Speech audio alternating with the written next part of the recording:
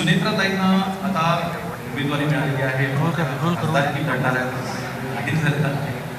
तर तुम्ही या गोष्टीकडे कसं बघताय दौरा म्हणून? आता तुमच्या घरामधली तुमची काळजी घेणारी काय भार्या आहे ती आता तुझ्या समाजाची अजून काळजी घ्यावी लागेल, इलेक्शन लढावं लागेल, ह्या गोष्टीकडे तुम्ही कसं बघताय? आपण म्हणताय तसं नाही, अजून काही जाहीर झालेलं नाहीये. आम्ही एनडीएचे घटक म्हणून उद्याची लोकसभेची निवडणूक देशामध्ये लढवणार आहोत.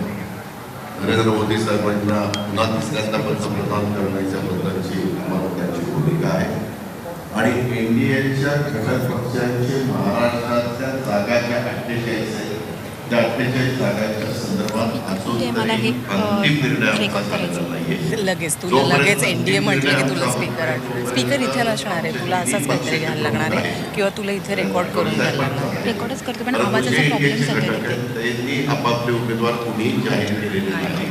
आपल्या बघण्यात आलं असेल काल परवा भारतीय जनता पक्ष जो महत्वाचा पक्ष म्हणून देश पातळीवर काम करतो त्यांनी 250 पेक्षा जास्त उमेदवार जाहीर केले, परंतु त्याच्यात महाराष्ट्राचा एक देखील उमेदवार जाहीर केलेला नाही.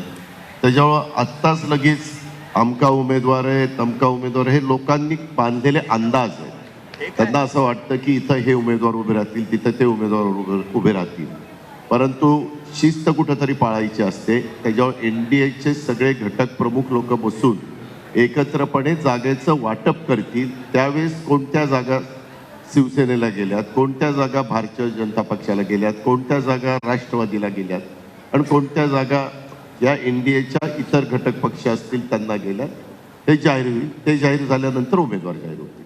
पण समजा ती उमेदवारी जाहीर झाली आणि सुनेत्राताईंना ती जाहीर झाली तर पती म्हणून तुमची रिॲक्शन काय? अवधूतजी, हे आम्ही राजकीय लोक समजा असं झालं तर तसं कसं होईल असं बोलत नाही. जे जाहीर होतं त्याच्यानंतर आम्ही आमचं मत व्यक्त करत असतो. त्याच्यामुळे मी जर तरला महत्त्व देत नाही.